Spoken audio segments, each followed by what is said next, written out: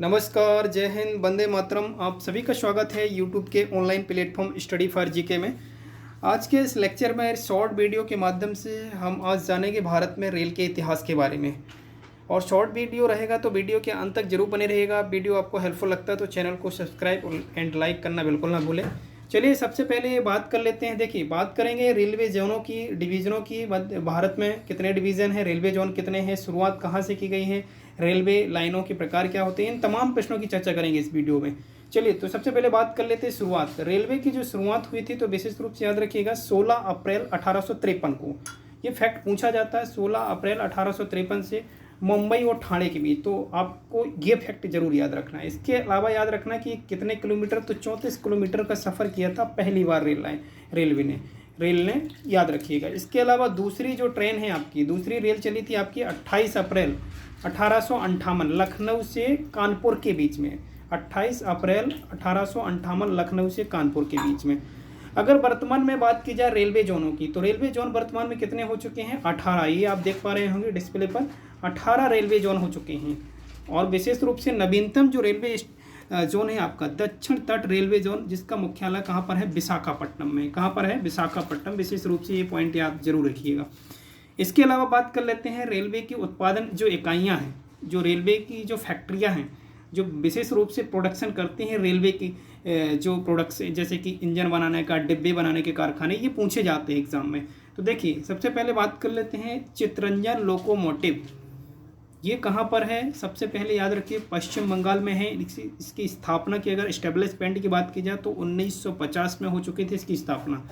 सबसे पहली फैक्ट्री है तो विशेष रूप से याद रखना है। इसके अलावा ये विद्युत इंजन बनाने का कारखाना है सबसे पहला कहाँ पर? चित्तरंजन लोकोमोटिव। ये कहाँ पर है? पश्चिम बंगाल में। 1950 में एस्टेब्लिशमेंट हुआ था। इसके अलावा बात कर लेते हैं रेल कोच फैक्ट्री पेरम्बूर।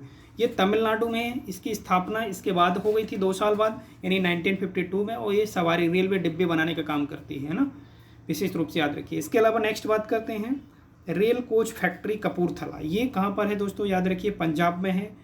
और इसकी अगर स्थापना की बात की जाए तो 1986 में स्थापना की गई थी। और ये भी रेल डिब्बे बनाने का काम करती है ये कंपनी।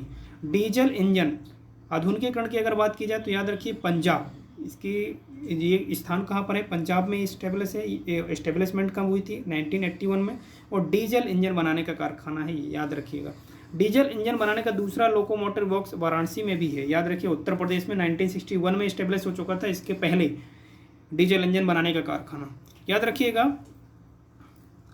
दूसरी अगर बात की जाए यहीं पर तो याद रखिएगा जो आपकी रेल लाइनों की जो कैटेगरीज होती हैं, रेल की जो पटरीज होती हैं उसके 3 प्रकार होते हैं। एक आप लोगों ने सुना होगा बड़ी रेल लाइन होती है, फिर मीटर गेज होती है, फिर नैरो गेज होती है।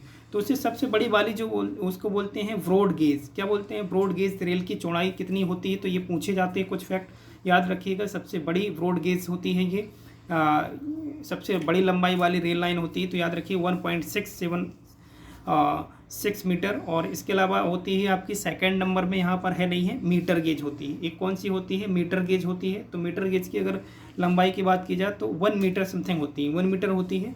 इसके अलावा सबसे छोटी जो रेल लाइन होती है नैरो गेज होती है। नैरो गेज सबसे छोटी रेल पटरी होती है। तो याद रखिएगा 0.762 मीटर, है ना। तो ये विशेष रूप से फैक्ट जरूर याद रखिए। भारत की पहली विद्युत रेल, सबसे पहले तो आप याद रख रहे हैं कि आपकी जो ये सबसे पहले जो कंपनी है चित्तरंजन लोकोमोटिव, विद्युत इंजन बनाने का कारखाना था। अब भारत की पहली विद्युत रेल कहाँ पर चलाई गई थी? तो याद रखिएगा डेक्कन क्यू नाम था उसका, और कल्याण से पुणे के बीच चलाई गई थी, याद रखिएगा। रेलवे बोर्ड की स्थापना, जो रेलवे बोर्ड है उसकी स्थापना कब की गई थी? तो याद रखिएगा 1905 में। 1905 में रेलवे बोर्ड की स्थापना की गई थी, विशेष रूप से याद रखिएगा। वर्तमान में अगर आपसे पूछ लिया जाए कि रेलवे बोर्ड के अध्यक्ष कौन है, तो अध्यक्षों की अगर बात की जाए तो याद रखिए BK त्रिपाठी। कौन है? BK त्रिपाठी अभी क्या है? ओवरऑल इंडिया के रेलवे बोर्ड के अध्यक्ष हैं। विशेष रूप से फैक्ट जरूर याद रखिएगा। तो दोस्तों ये वीडियो कैसा लगा कमेंट में जरूर बताइए। और आप चैनल में नए हैं तो वीडियो को और चैनल को लाइक